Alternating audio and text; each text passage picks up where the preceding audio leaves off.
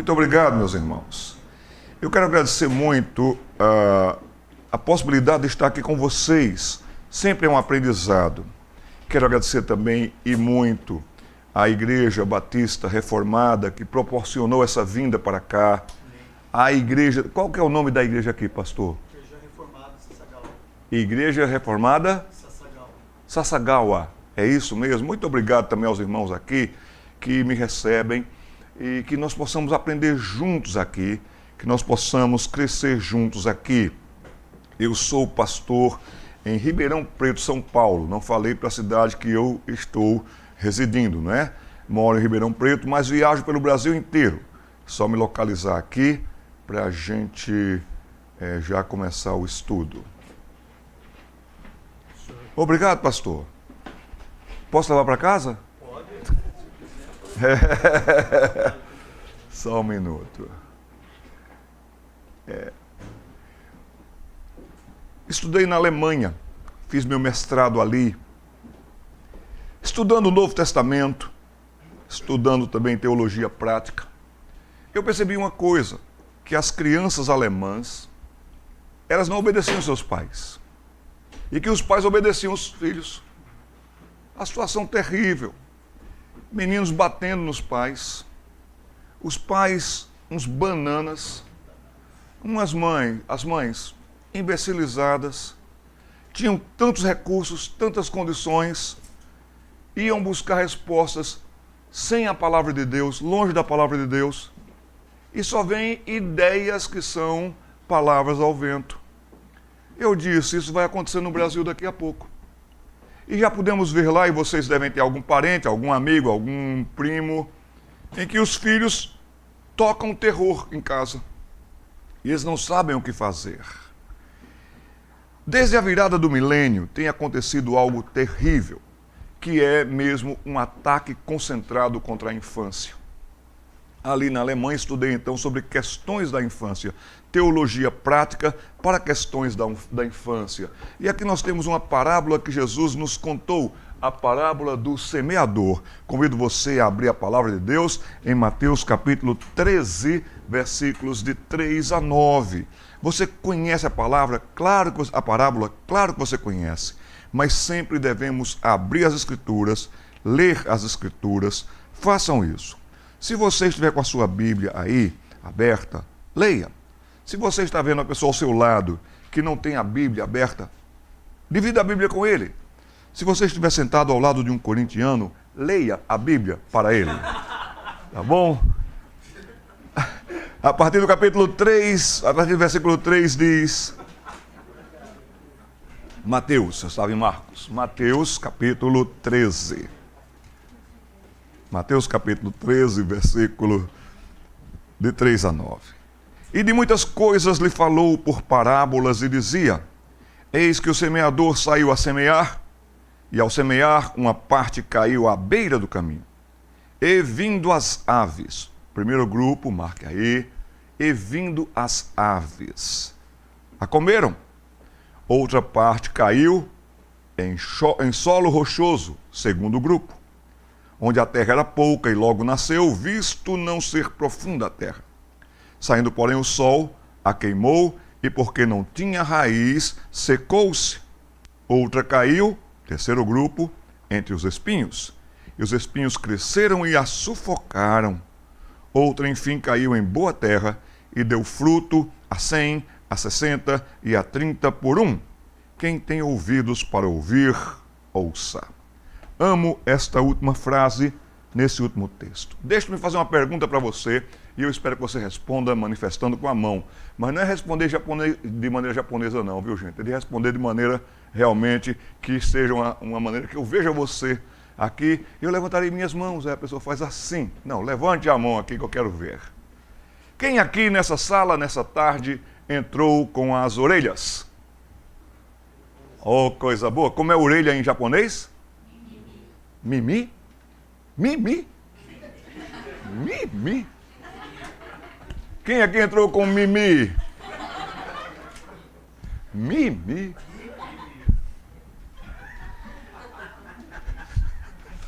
Eu já estou cansado. E vocês vêm com mimi, gente? Então mimimi deve ser orelhudo. Ô, piada infame. Quem aqui entrou com as orelhas?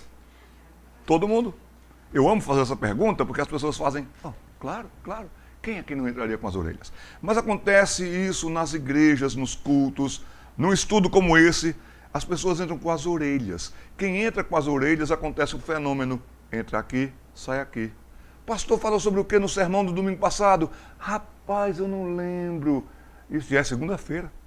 Então, esse entrar com as orelhas, a gente desliga, a gente vai viajando com os pensamentos.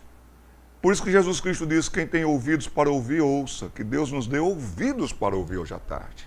Nós sempre temos um amigo, um parente, um sobrinho, uma sobrinha, que deve estar precisando desse estudo. Vimos ali 3 grupos. Mas a realidade é que nós vivemos dias muito difíceis, difíceis mesmo para a infância. A infância nos dias de Jesus era a infância do Império Romano. E como era esta infância nos dias de Jesus? Crianças de todo o Império Romano, mas concentradas também em Roma, era uma infância sofrida, maltratada. Se a criança fosse desnutrida, tivesse algum problema de saúde, era mesmo abandonada nas ruas para que os cachorros a devorassem. Bebês eram colocados na rua. Se a criança ela era realmente fraquinha ou se ela era ignorante, analfabeta, ela não tinha nenhuma chance.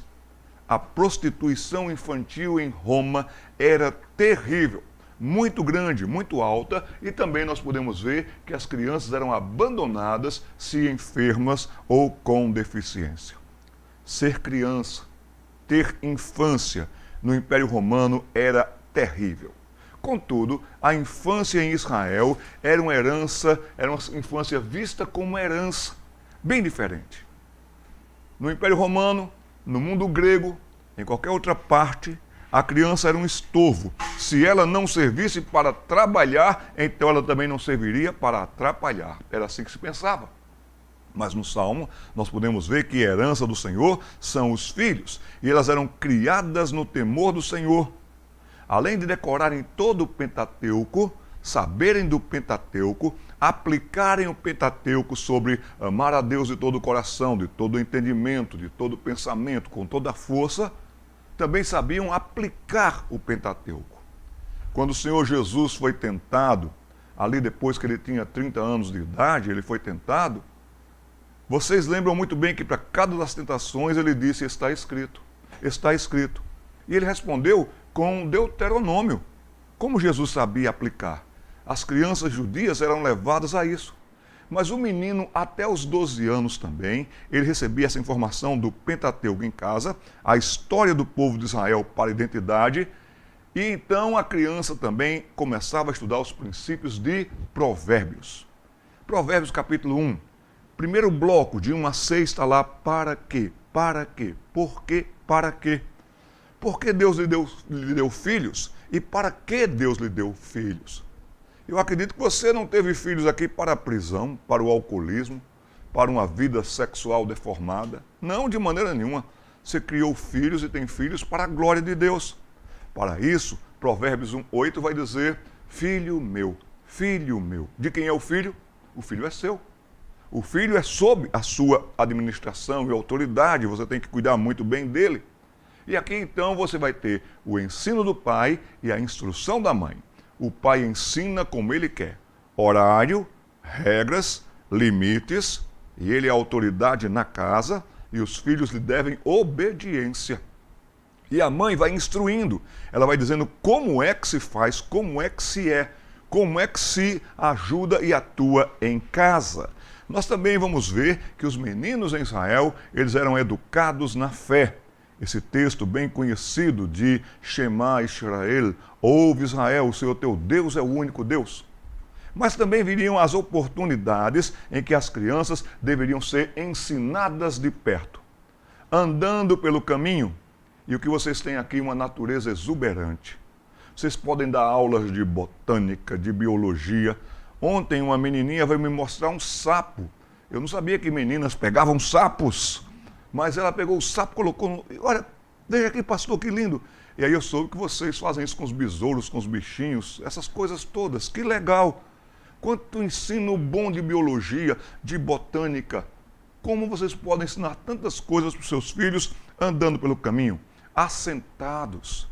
Sabe, gente, seus filhos estão assentados sozinhos com o computador. E o mundo está entrando na cabeça deles. Sentem com seus filhos, leiam biografias com seus filhos.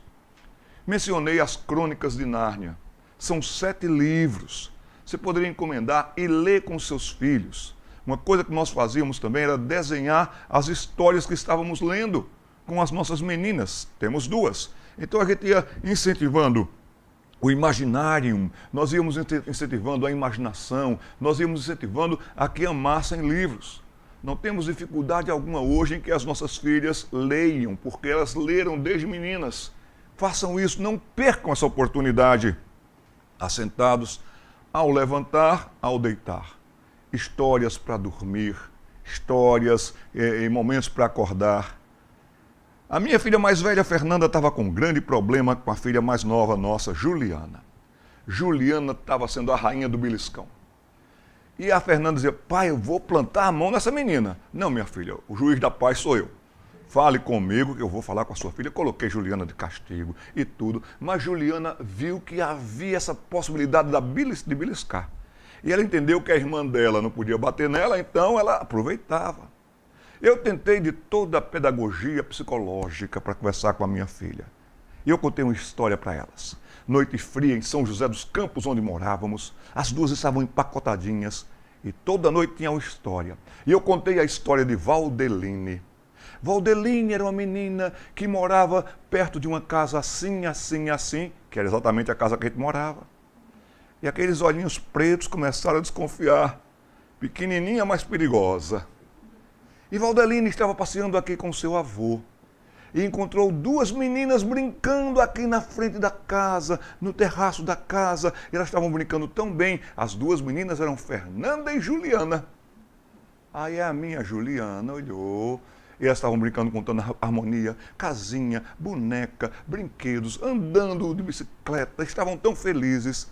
E Valdeline disse, veja vovô, veja vovô. Ele disse, está vendo, Valdeline? Está vendo como aquelas 2 irmãs são legais? Está vendo como elas gostam uma da outra?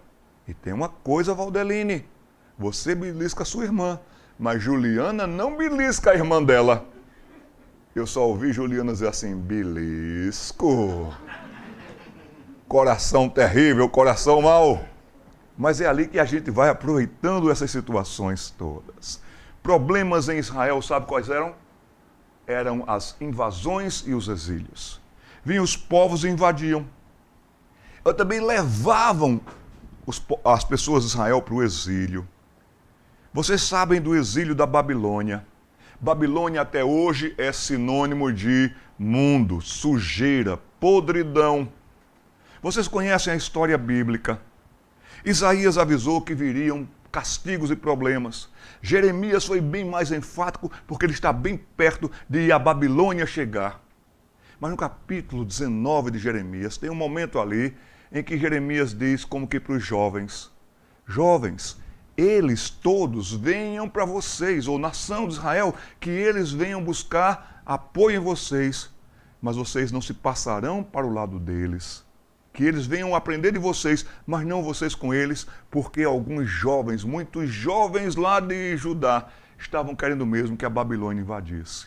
Bom vai ser quando a Babilônia vier. Nós vamos entrar na modernidade, nós vamos viver toda a liberdade, nós vamos nos livrar dessas regras todas. Bom vai ser quando a Babilônia vier. E quando foram parar no desterro, viram que realmente não havia nada de bom. Os povos de fora sempre fizeram assim, marcaram uma presença muito grande em Israel. Tanto é que o Senhor proibia contato, casamento, que eles estariam bem no meio de uma geração pervertida e corrupta, mas que deveriam brilhar para mostrar para eles o quanto eles tinham se desviado. Nós brincamos, nós rimos, nós namoramos, nós casamos, mas não do modo lá de fora. Mas o que está acontecendo hoje? Mais uma vez, os jovens estão sendo invadidos por forças do exílio. Nós temos um aparelho que está no nosso bolso, com ele nós marcamos consulta, com ele nós vemos saldo de banco. O celular é uma maravilha. A tecnologia é uma maravilha. Mas, ao mesmo tempo, essa peça pequena, ela pode difamar para sempre, ela pode matar pessoas, ela pode fazer desgraças. Agora, se você prefere que o seu filho fique o tempo todo com celular, com games, com tudo isso, principalmente no país mais tecnológico onde vocês vivem, o que vai acontecer é que a invasão de pessoas e ideias de fora vão arrastar a mente dos seus filhos. Ou vocês colocam controles e limites agora, ou vocês vão perder os seus filhos. Isso é vício, traz dopamina, o cérebro fica agitadíssimo. Nós trouxemos um livro ali do Brasil, muito bom, de Andy Crouch, que ele mostra sobre a questão da vida e da vida digital. Que nós devemos cuidar muito bem para que nós não percamos nem tempo nem momento. Agora, o povo de fora, desde ali a conquista de Israel, vinha e trazia influências terríveis. O que é que vai acontecer na história de Israel? Chega um momento mesmo que Josué vai dizer assim: escolham a quem vocês querem servir. Nós estamos para entrar na terra. Ou vocês vão servir a Deus, ou vocês vão servir ao mundo. Eu e a minha casa, nós vamos servir ao Senhor. Esse povo de fora trazia costumes, misturas. Nos dias de Jesus, o que foi que o Império Romano fez? Esse povo judeu é muito unido. O que lhes une? A fé e a lei. Então vamos misturá-los. Vocês lembram que Jesus passou por uma cidade chamada Decápolis, que era um centro de 10 cidades, Decapolis, 10 cidades, totalmente tomadas por pessoas de fora, que o Império Romano como que deslocou, para que eles influenciassem os judeus. A Galileia, que o povo que andava em trevas iria ver grande luz, chegou a ser chamada nos dias de Jesus de Galileia dos gentios. Influência de fora sempre, para desestabilizar. Todo o sistema do mundo é para que invasões aconteçam dentro da sua casa, é para que povos de fora influenciem o seu modo de viver, mas eles são felizes, eles vivem muito bem, eles estão alegres, eles não têm limites, não conhecem limites. E agora misturas, vamos misturá-los. Pastor, dou graças a Deus que meu menino ainda não saiu de casa. Ele vai e volta todo dia. Ele já saiu de casa assim desde quando foi para a creche. Saiu de casa, passa um tempo fora, passa um tempo com outros. Se você não treinar os seus filhos com a consciência de quem é o nosso grande Deus, a Bíblia começa com o Pentateuco. O Pentateuco começa com o livro do Gênesis. Se você não criar muito bem os seus filhos na fé no Deus Criador, sustentador, mantenedor, dono e juiz de toda a terra, ele poderá ser invadido por outras pessoas, por outras ideias. O cristianismo chegou no Japão ali pelo século XVI de uma maneira bem intensa. Em termos de presença, primeira presença. Francisco Xavier chegou por aqui. E ele contava com um tradutor que pouco falava português, ele era japonês, e quando Francisco Xavier falava alguma coisa, aquele homem ia traduzindo como ele entendia. E quando falou de Jesus, ele usou umas palavras lá, que na verdade não era Jesus o único, Jesus o Senhor, que vocês se arrependam, porque ele é o único caminho, verdade e vida. E os japoneses ali entenderam que Jesus era só mais um Deus. Que Jesus era uma coisa que fosse assim um conhecimento do budismo que eles ainda não sabiam. E aplaudiram a vinda do cristianismo. Até que essa tradução foi corrigida. E ali houve ódio e até mesmo revolta, quem sabe perseguição contra os cristãos que aqui tentaram chegar. Nós somos cercados, nossos filhos também, porque, como lhes disse, eles passam tempo fora demais. Hoje uma carga horária de um menino é de 9 até 10 horas fora de casa, dependendo da situação e circunstância. No caso de Daniel e dos exilados, pegando ideias e histórias da Bíblia, Daniel saiu da sua terra com cerca de 14 para 15 anos. Nunca mais voltou, nunca mais voltou. Daniel vai morrer no exílio. Mas nós sabemos da história de Daniel. Quem aqui se chama Daniel? Está vendo? E porque seu pai colocou esse nome, meu filho, foi por causa daquele grande nome, aquele grande homem do Antigo Testamento. Daniel, naquele tempo em que ele vai parar na cova dos leões, ele vai estar com cerca de 80 anos. Passou a vida dele toda fora de casa. Com 15 anos, está lá em Daniel capítulo 1, que ele resolveu no seu coração não se contaminar com as iguarias do rei. Quem aqui teria essa resistência? Um banquete, fartura. E daí fartura para qualquer outros estilos de comportamento, todos eles mundanos. Agora você também lembra de Eclesiastes, que diz: lembra-te do teu Criador, quando? Muito obrigado, gente. Eu quero que vocês respondam como brasileiros, não como japoneses, tá bom, gente? Lembra-te do teu Criador. Nos dias da tua mocidade. Muito bom. Passei por um cemitério ali, estava mais animada a resposta, viu, gente? Agora, para uma pessoa se lembrar nos dias da mocidade, é porque nos dias da mocidade vêm as tensões, vêm as tentações, vêm as provocações, vem tudo isso. Agora, para você se lembrar do Criador nos dias da mocidade, você tem que ter aprendido do Criador desde a infância. É aqui que você aprendeu da base, em casa, a fé começa em casa e vai indo, vai seguindo, a igreja abastece, a igreja apoia, e quando chegar aqui esse tempo das confusões, tentações, inibições, provocações, ele se lembrar do Criador, em quem ele tem crido. Nós podemos ver também que os jovens da Babilônia, ou os jovens na Babilônia, melhor dizendo, muitos deles amaram. Chegaram com a idade de Daniel e não quiseram mais voltar. Ficaram na Babilônia e por lá se perderam. Ficaram mesmo naquela terra. O semeador saiu a semear. E nos diz a palavra de Deus que algumas situações estavam bem presentes. 3-1. 3 chances de a semente não vingar. E se vingasse, seria logo sequestrada. Uma chance com um bom solo, mas aquela que caiu em bom solo multiplicou, frutificou, foi mais adiante. Eu volto para o Brasil daqui a pouco, mas eu voltei preocupado e estava conversando com meus irmãos brasileiros aqui. Eu voltarei preocupado e tenho orado constantemente desde então com a situação dos filhos dos brasileiros aqui. O que acontece com os filhos dos brasileiros aqui, com esses bebezinhos, com quem nasceu aqui? Quem é filho de brasileiro que nasceu aqui? Quem? Levante a mão, não é japonês não, brasileiro. Levantem a mão de maneira brasileira. Muito obrigado. Nasceram aqui.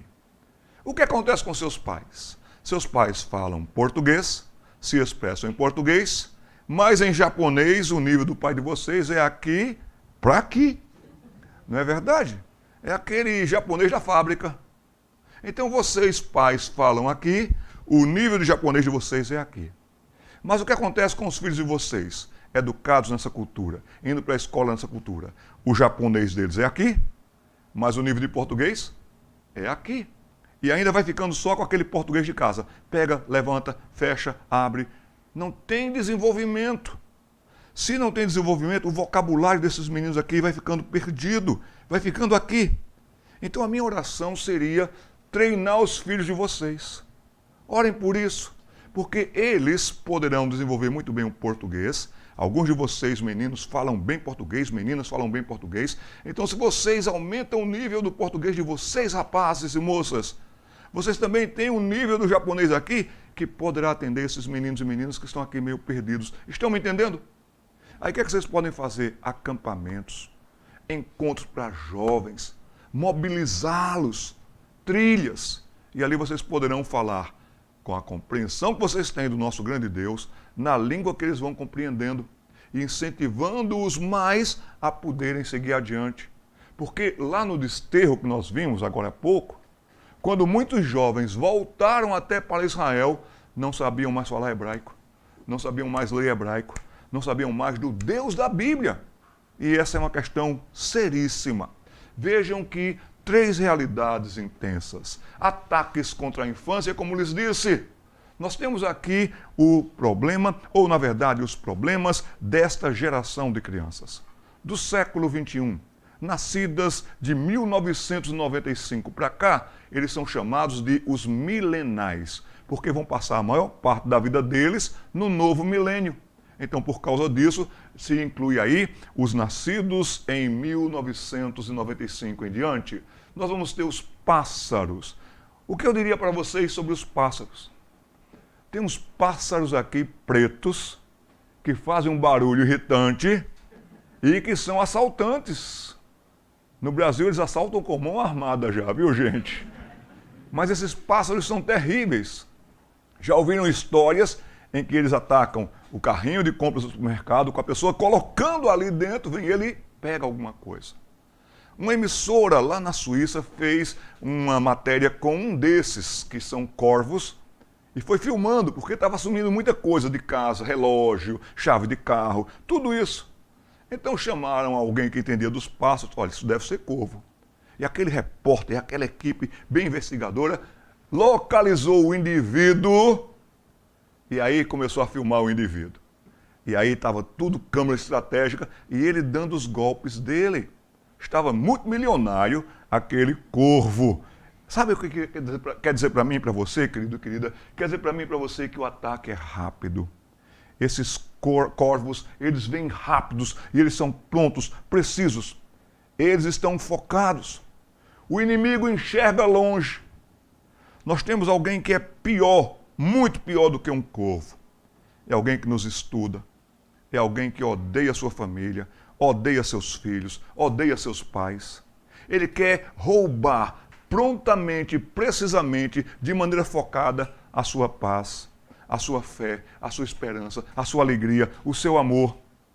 Quer fazer com que você ache que a alegria vai ser noutra fonte. Esperança vai ser de outro jeito. O inimigo, ele enxerga longe e longe demais. Eu diria para você, considere a quantidade de corvos que existe, de pássaros que existem, dispostos a logo pegar a semente assim que a semente é lançada. Nós temos aproximadamente 40 minutos por semana, num dia só, na semana, com os seus filhos, no departamento infantil. Um dia, 40 minutos. A escola tem 40 horas. Se você não lançar bem a semente e estar de olho nos pássaros, você poderá perder o seu filho, poderá perder as suas filhas. E eu diria para vocês que esses corvos, considerando a quantidade deles, eles são humanos também que odeiam o Evangelho. Não é só o inimigo invisível para nós, contanto real, Satanás e os principados e potestades que querem acabar, para que a fé não chegue a acabar com a sua fé, com o seu casamento, com a sua família. Também tem muitos humanos que odeiam Jesus. Então, a semente nem tem tempo, que a semente não penetre, que a semente não fique. É o objetivo do presente século e de Satanás. Sempre vai se tentar dizer alguma coisa contra Deus, o Criador, contra o padrão de que Deus criou o homem e a mulher. Ideias dessa natureza sempre vão querer tirar essa boa semente para que você receba agora as instruções de todos esses outros que estão num sistema terrível. A semente cai e logo aparecerá alguém para dizer, não, não é assim não, isso é coisa de religião, isso é mito, não é assim. No Ocidente, principalmente, e chegou-se ao ponto de James Lindsay escrever esse livro, A Marxificação da Educação. Muito forte e presente no Ocidente, as ideias socialistas anti-Deus, anti-casamento e totalmente permeadas de ideologias. Isso tem acontecido em sala de aulas no Brasil. Primeiro grupo, rápido, intenso e de muitas formas. O segundo grupo é o solo rochoso. O que diríamos do solo rochoso? Terra pouca. Tem muito menino aqui no Japão com pouco pai em casa. Pouca mãe em casa. Pouco de mãe, pouco de pai, pouco de pastor. Tem muitos pastores que nem sabem onde fica a porta do departamento infantil. Nem vai no departamento infantil. Tem muita liderança que pensa em diversas maneiras, se reúne para tudo, menos para questões do departamento infantil. E quando o assunto é departamento infantil, que acontece muito isso no Brasil, libera uma verba. Vamos dar uma verba. Vamos fazer isso para cobrir financeiramente o departamento infantil. Eu lhes digo, fui pastor na primeira igreja presbiteriana do Recife. Fui pastor na igreja presbiteriana de Vila Mariana. Sou pastor presbiteriano. E fazia questão de ir ao departamento infantil, desde o berçáio até classe por classe, para que as crianças vissem que o pastor estava ali, ia até ali para orar com as professoras, orar por eles, orar com eles. Nós temos um movimento na Igreja Presbiteriana do Brasil também chamado UCP, União de Crianças Presbiterianas. E eu estava presente, participativo, conversando com toda a equipe, dando apoio, criando programas e fazendo tudo isso. E graças a Deus lhes digo que já nesses 30 anos lidando diretamente com a UCP, eu já tenho alunos que estão sendo candidatos para a NASA, crentes. Nas melhores universidades do Brasil, ou então em intercâmbios pelo mundo, crentes. Bem casados, bem firmados. Eu acredito que a palavra de Deus diz, ensina a criança no caminho em que deva andar. Ela é ensinada, ela é instruída, os pais bem conscientes, a igreja bem consciente. Eu acredito nisso, é palavra de Deus. Eu acredito que se aprender de criança quem é o Senhor, o Criador dos céus e da terra, quando chegarem as tentações dos dias da mocidade, Davi até orava, Senhor, perdoe-me os meus pecados dos dias da mocidade. Agora o que tem acontecido é isso, pouco pai, pouco mãe, pouco pastor, muita invasão de fora, muitas ideias de fora, e aí nós podemos ver que as durezas dos relacionamentos, um solo duro. Um pastor foi procurado por um pai dizendo, meu menino só cria problemas, meu menino só dá problemas. E quando ele foi ver o histórico todo, quando o menino precisou de um pai, não tinha. Quando queria conversar com o pai, era dureza, aspereza, cobrança, punições, um solo duro. Homens que me escutam nessa tarde, jovens que vão casar um dia, rapazes que me escutam nesta tarde, o homem é fundamental, a presença masculina é fundamental, tanto para o menino quanto para a menina. E se o pai não está presente, se o pai não acompanha, pastor, mas eu me mato de trabalhar, você está se matando de trabalhar e seus filhos estão morrendo de sede e de fome de um pai em casa. De que adiantou 2 horas a mais para ganhar 2 horas extras, 3 horas extras, quando você está perdendo seu filho. Procure equilibrar todas as coisas. Nós estamos aqui, vocês estão aqui para manterem suas famílias. Vocês não buscaram aqui algo melhor para suas famílias? E não pior. Então não comprometam a saúde espiritual e também os relacionamentos com os seus filhos. E aqui, a semente até cai, mas não cria raízes. Sem raízes, não progredirá, não dará frutos. O que Jesus quer ver em nós e nos nossos filhos também são raízes e frutos. Alguém já disse com muita sabedoria que nós devemos dar 2 coisas para as crianças: asas e raízes. Asas para voar imaginativamente, para ir longe. E raízes para estar seguro. Então pensar bastante, sonhar bastante, desenhar, pintar, jogar, brincar. E também raízes para entender tudo isso e lá na frente vai colocar em prática também com seus filhos. Lembram da música de Toquinho, Aquarela? Eu vou começar, vocês continuam. Numa folha qualquer eu desenho um sol. Eita, pastor, é assim que a gente escuta crente ouvindo música mundana. Você viu como foi? Tudo assim, amarelo, não é? Teve até uma irmã que fez assim, amarelo, eita. É linda essa música, não é? Lembram e não saiu da retina da memória de vocês a propaganda da Faber-Castell? Se você não viu ainda, mostre para os seus filhos que propaganda linda essa música Aquarela com a Faber-Castell. Começa bonito, vai bonito. E eu vejo um navio navegando e vai, e vai. Já viram como termina a Aquarela? Já viram? No finalzinho está lá você também cantando. E se descolorirá, e descolorirá. Porque a vida vai perder a cor. A vida vai perdendo o brilho. Viver só para o momento. Ouvi uma entrevista do Toquinho que ele dizia assim, essa música, ela perde a cor no final. E vai ter muito menino que vai perder a cor da alegria, a cor da paz. Vão ser maridos relapsos, vão ser esposas tristes, porque em casa o que aconteceu foi que a semente não criou raízes. E é por isso que você leu ali uma estatística seríssima que ocorre no Ocidente, Estados Unidos, América do Sul, 60% dos filhos dos crentes se desviam quando chegam na faculdade. De cada 10 filhos de crentes que entram na faculdade, 6 perderão a fé, perderão a alegria, perderão o prazer pela palavra de Deus, isso quando não se tornarem, de fato, pessoas até militantes pelo ateísmo. É rápido, não podemos perder tempo. Pastor, criança dá um trabalho, e dá mesmo. Agora é melhor que eu dê trabalho para as crianças do que as crianças darem trabalho para mim. No ministério infantil, no departamento infantil, não importa quantas vezes você perca a cabeça, importa quantas vezes você perca o fôlego. De correr, de brincar, de estar ativo, de estar atuante. Então, criança dá um trabalho. Pais, olhem para essa menininha aí. Você enfrenta essa fera?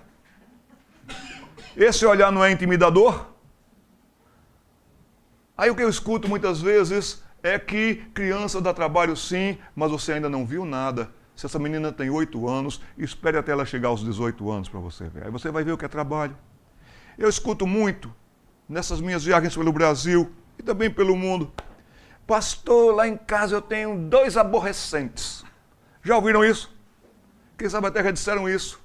Alguns dizem assim com um tom de graça. Tenho 2 aborrecentes, pastor, não me dão paz. Eu quero dizer para vocês que se esses são aborrecentes, é porque um dia foram crianças. Quem foi criança vai ser aborrecente.